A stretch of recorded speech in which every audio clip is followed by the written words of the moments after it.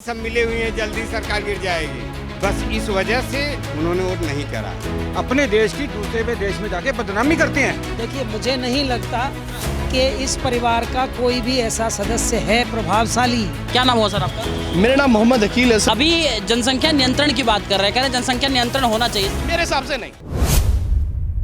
अगर जी प्रियंका गांधी वाड्रा, राहुल गांधी ने सीट खाली कर दी है। अब प्रियंका गांधी वायनाड से जा रही हैं चुनाव लड़ने के लिए। कह रहे हैं कि उड़ीसा वहाँ पे एक प्रभाव लड़की लड़ सकती वाला दिख जाएगा और वो फिर केंद्र में हावी होगी। तो कौन सी नई बात है? लड़की है, नहीं लड़ सकती।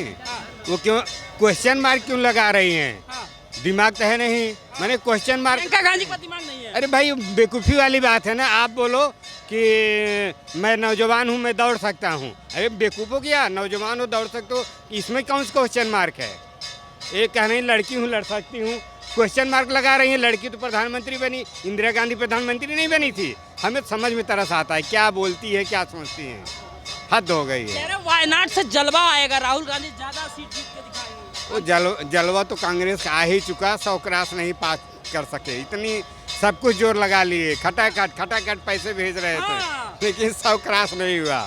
अब हो गया। लेकिन वो ये कह रहे हैं कि अब ऐसा माहौल आएगा, विपक्ष जो है पहले कमजोर था और अब मजबूत हो गया है, इसीलिए बैसाखी सरकार को गिराएगा। विपक्ष जो है अब खत्म हो जाएगा।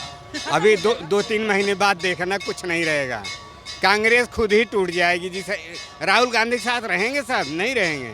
ये तो केवल इनकी कोशिश थी कि किसी तरह से मोदी जी, इनको पता था सरकार बनेगी, कुछ सीटें कम हो जाएं, हो सकता है हमारा जुगाड़ बन जाए। इनका जुगाड़ नहीं बना। 2-3 महीने में आप देखना कहाँ जाएंगे। जितने हैं उतने आपको ऐसा क्यों लग रहा है? हमें ऐसा लग रहा है कि इनकी यूनिटी है ही नहीं है, कुछ है नहीं इनके पास। न कोई विजन है, न कोई नेता है। अगर ऐसा होता तो एक नेता तो बन जाता पहले। कोई नेता है इनके पास? अभी इनकी सीट आ जाती ना, तो प्रधानमंत्री पद शपथ ग्रहण से पहले ही लड़ाई कर लेते या इधर उधर हो जाते हैं। एक मिनट, तो युवा है। अच्छा, महाराष्ट्र चुनाव भी आने वाला है, लेकिन इन सब के बीच कह रहे हैं कि जो विधानसभा ये लोकसभा सत्र शुरू होने वाला 23 तारीख को, कह रहे हैं इसमें बहुत ज़्यादा पावर विपक्ष दिखाने की कोशिश करेगा और घुटने पे इस सरकार को लाके खड़ा कर देगा। हमें तो नहीं लगता। हमें तो नहीं लगता। बीजेपी की सरकार आएगी। बीजेपी की तो सरकार ही बन गई है ना, तो सरकार कैसे गिरेगी? पूर्ण बहुमत है ना उनके पास। नीतीश बाबू हैं पीछे से, अगर खींच लिए तब। कहाँ खींचा? नहीं खींचा ना। कहाँ खींचा नीतीश बाबू ने? खींचेंगे तब देखेंगे ना, तब तक तो सरकार है ना बनी।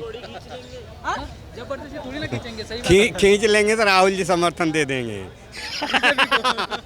हाँ, यही मिले हुए हैं। कहते नहीं सब मिले हुए हैं। कह रहे हैं बड़े बड़े नेता मेरे से मिले हुए हैं। कौन कहता है? राहुल जी बताते नहीं सब मिले हुए हैं, जल्दी सरकार गिर जाएगी। तो यही मिले हुए हैं, फालतू बात करते हैं। 2019 चुनाव से और 2024 चुनाव में आपको अंतर नहीं दिख रहा? उभर के आए हैं, कांग्रेस पार्टी कहती खिल के आए हैं। उभर के नहीं आए हैं। जनता चाहती है कि मोदी जी बने रहें, लेकिन इन्होंने ऐसा कंफ्यूजन क्रिएट करा है, खटाखट पैसे दे दूंगा, ये कर दूंगा, वो कर दूंगा। तो एक सबसे बड़ा इन्होंने कंफ्यूजन एक क्रिएट करा।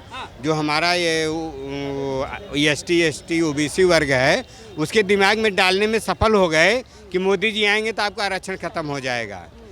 बस इस वजह से जो पढ़े लिखे उनका नहीं, जो कम समझदार थे, उन्होंने वोट नहीं करा। इससे ज़रूर फर्क पड़ा है, बस और कोई कारण नहीं है। तो आपको नहीं लग रहा है कि जैसे कि पहले खुले हाथों से मोदी जी मेजोरिटी में थे तो सारे जो है चीज़ें अपने हिसाब से चलाते थे, अभी वो है कि सहयोगियों का, जैसे अटल जी के दौरान जो काम हुआ था उसी तरीके से एक तरीके से डीम नहीं हो गए? कह रहे हैं मोदी जी का चेहरा डाउन हो गया है, वो अब उतना प्रभाव से काम नहीं कर पाएंगे। ऐसा कुछ नहीं है। मोदी जी के अंदर जो है अलग टैलेंट है।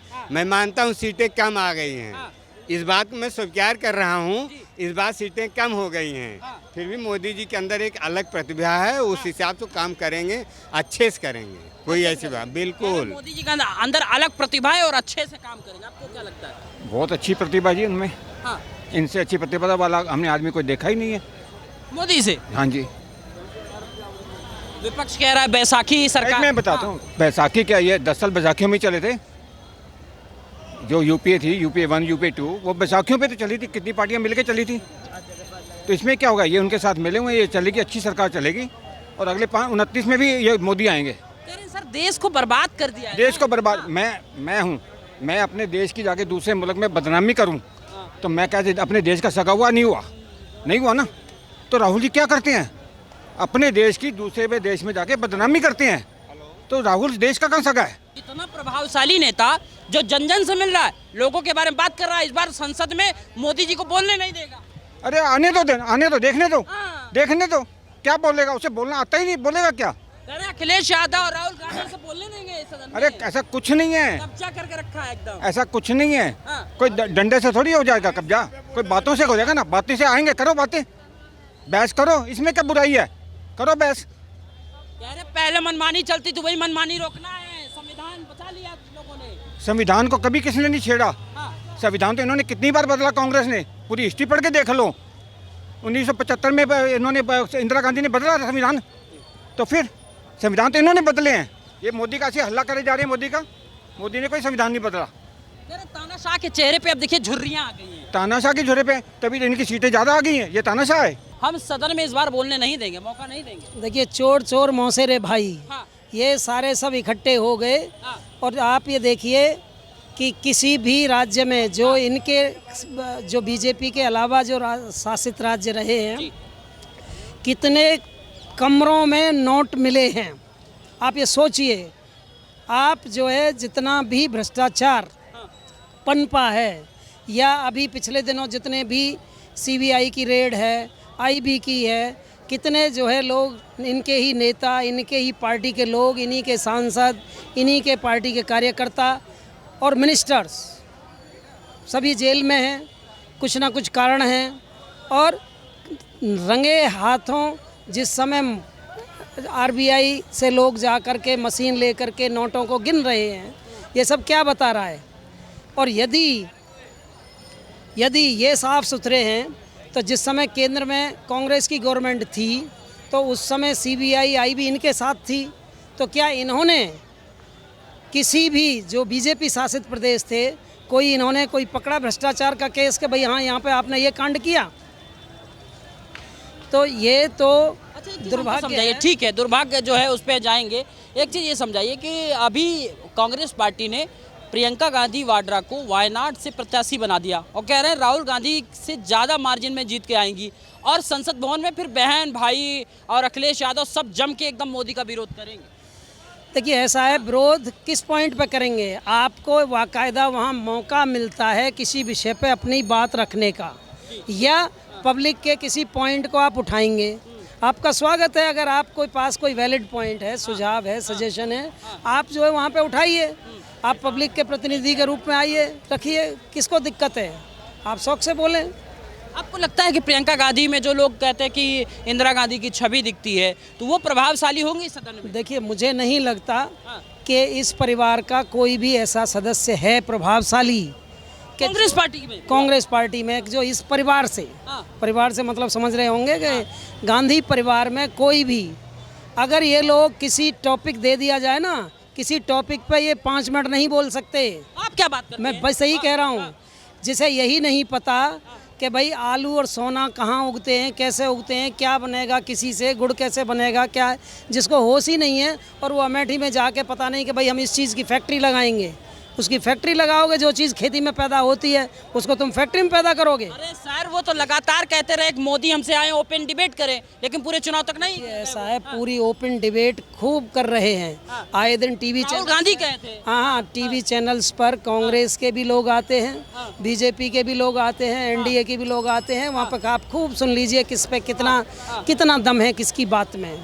तो ये लोग तो बस, राहुल गांधी की बातों में आपको दम क्यों नहीं लगता है? भाई देखिए कितना पढ़ा लिखा है, यहाँ का 8वीं क्लास का बालक उससे ज़्यादा अच्छे जवाब दे देगा अगर उसको देखा जाए तो।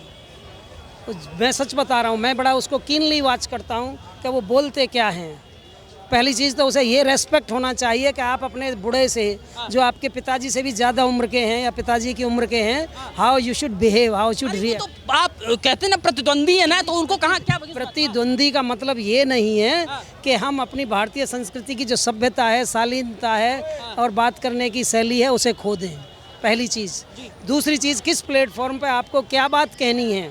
जैसे अभी हमसे पहले एक पूर्व सज्जन जो बोल रहे थे कि आप विदेश में जा कर के और यदि आप अपने ही देश की बुराई कर रहे हैं और वो भी गलत तरीके से, आप अगर सही फैक्ट कहें कोई बुराई नहीं है कि आप सही कह रहे हैं, लेकिन जो सबसे बड़ी प्रॉब्लम जो चल रही है वो है इस समय आबादी का कंट्रोल होना बड़ा। जनसंख्या नियंत्रण आप चाहते हैं? जनसंख्या युवा इनसे भी समझ लेते हैं, एक मिनट। क्या नाम हुआ सर आपका? मेरा नाम मोहम्मद अकील है सर, को आपको नमन करता हूँ। पहले बताइए सर मान्यवर। अभी जनसंख्या नियंत्रण की बात कर रहे हैं, कह रहे हैं जनसंख्या नियंत्रण होना चाहिए, सदन में पारित होना चाहिए। जनसंख्या निरंतर होना मेरे हिसाब से, देखो मेरी बात सुनो, सबका अपना अपना राइट है, बोलने का भी अधिकार है हर किसी को, हर चीज़ का वो है। तो एक मुस्लिम कम्युनिटी को ही क्यों टारगेट करते हैं? जनसंख्या नियंत्रण क्या एक धर्म का हो रहा है क्या?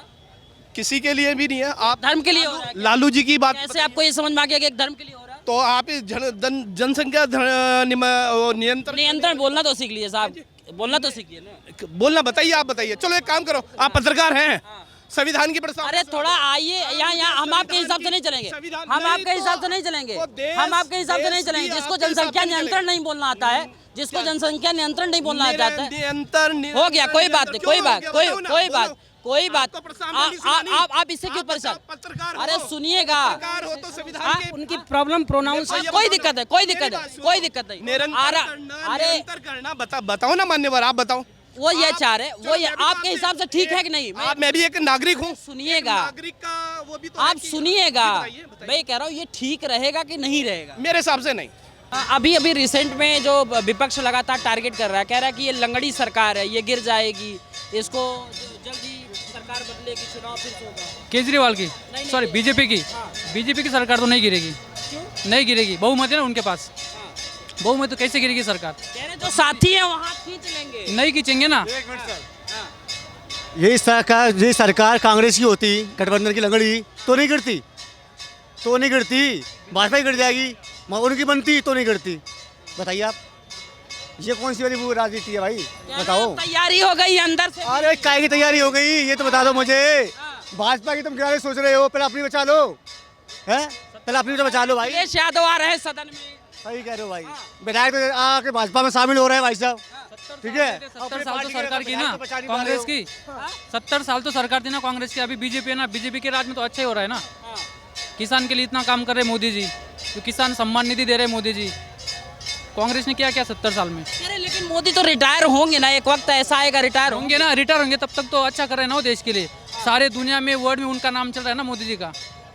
जब तक वो रिटायर नहीं होंगे तब तक तो अच्छा करके ही जाएंगे ना वो। अंकल जी आपसे एक सवाल है, रुकिएगा आप।